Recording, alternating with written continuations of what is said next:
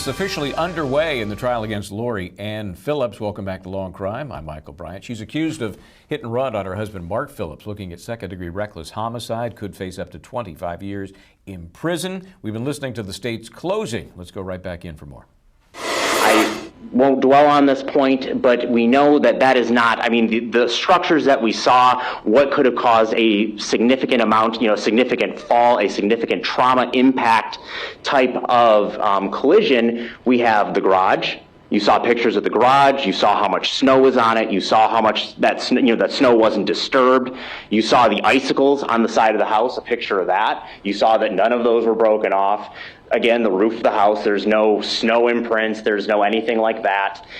Deep enough that wouldn't have been, if it had snowed 0.15 inches. The snow depth, the displacement of snow, there wasn't that much snow. This isn't a blizzard. You also see that in the area surrounding to the top of this picture, the banks, things like that, there's not an indication that there was any disturbance there, that something came through there, or anything like that. So that's one cause you can rule out. In terms of the time, though, what if somebody else hit Mr. Phillips?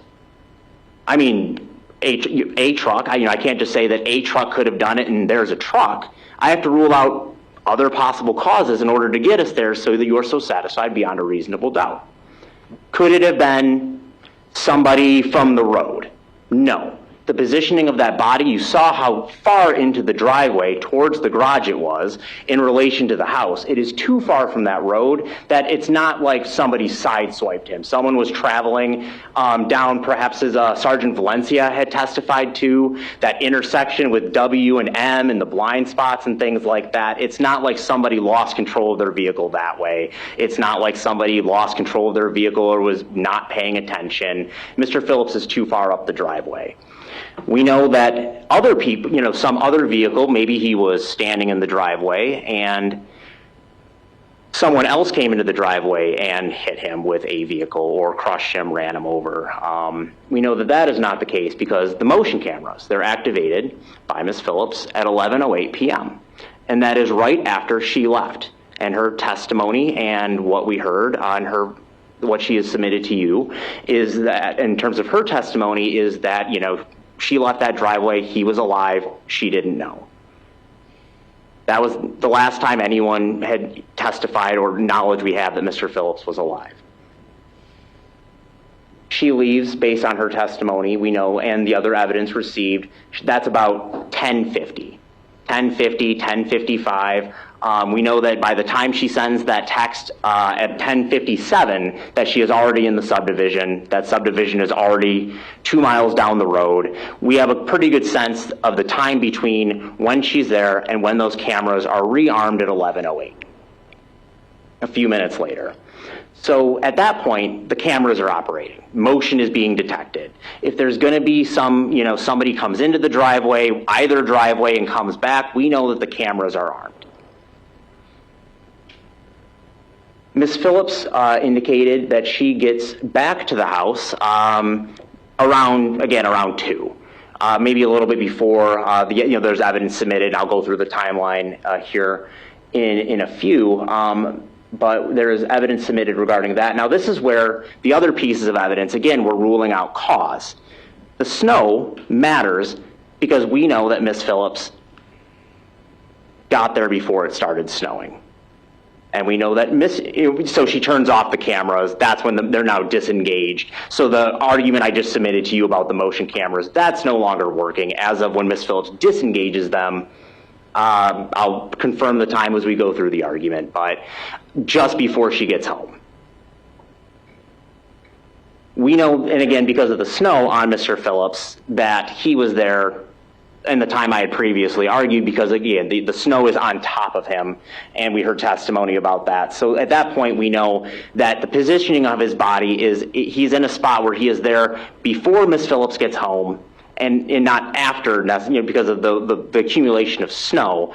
We also know that when Ms. Phillips got to the back door, the lights were on, the door was unlocked, so it's a you can rule out the possibility that maybe he went out after the fact. Maybe he had left, he left the house not with the lights on, not with the door locked, in that small window between when the cameras are turned off and when it starts snowing. If he were to come home significantly later, again, we have that window where we can rule out those other causes that, maybe he went out and got dropped off with his friends and one of his friends ran him over, his friends being the people at the bar. We can do that. Or some other person comes up the M driveway that is just unknown, because the snow versus the door being unlocked when Miss Phillips gets home. He didn't leave after the fact or come home after the fact. Oh, sorry, before you do that. That's cause. Ruling out other causes, that's where we're at as far as what could have caused Mr. Phillips' death.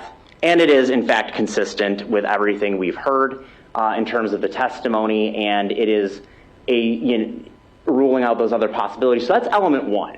Now let's talk about element two, the other elements. Ms. Phillips' conduct created a risk of death or great bodily harm to Mark Phillips. Ms. Phillips' conduct in this case is the driving of that truck. The risk of death or great bodily harm was unreasonable and substantial. Substantial, focusing on that, is unreasonable and substantial. It's the kind of thing that somebody would know, they were aware. Well, I guess I'll just finish this. Lori Phillips, the last element, was aware of her conduct created the unreasonable and substantial risk of great bodily harm. That's the reckless conduct piece of this. Ms. Phillips has to cause the death of Mr. Phillips by criminally reckless conduct. Recklessness is a state of mind. It's different from an intentional state of mind, but it has to do with her subjective awareness. She doesn't have to know that she caused his death. She has to know that her reckless conduct created an unreasonable and substantial risk. We're talking about a vehicle. We're talking about a truck. We're talking about something that has significant weight and impact. It is common knowledge. Sometimes a trial is as much about what the jury does not hear as what they do hear. And just a little detail for you. My thoughts were, what about the truck? What forensics did they find on the truck? There had to be something if you hit somebody hard enough to break some ribs and kill them.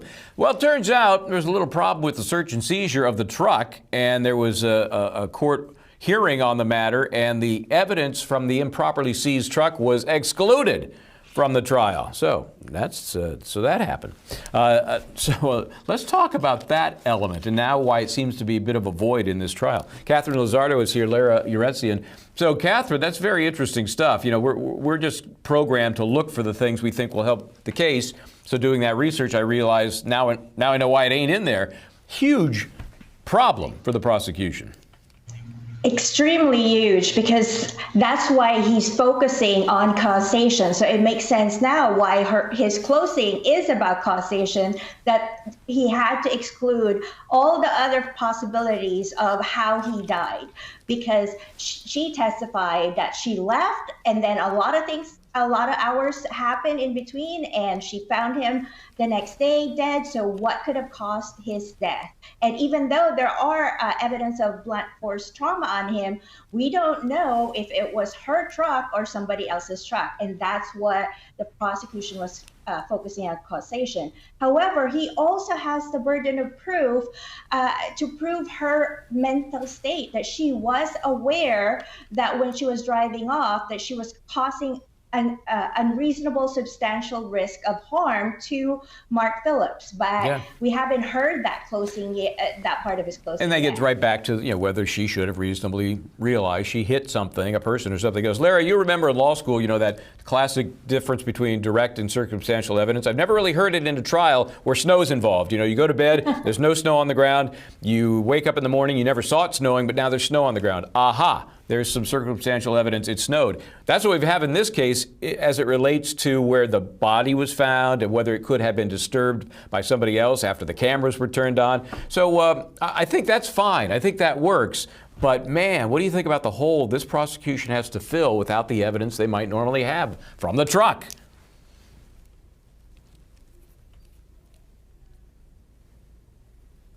one of the things that stood out to me in this case is, usually when there's a vehicular manslaughter of any sort, or someone's been hit by a car, you have an accident reconstruction expert, evidence, as you said, evidence related to the truck. And the jury's going to want to know, what is the real theory here? How did this happen?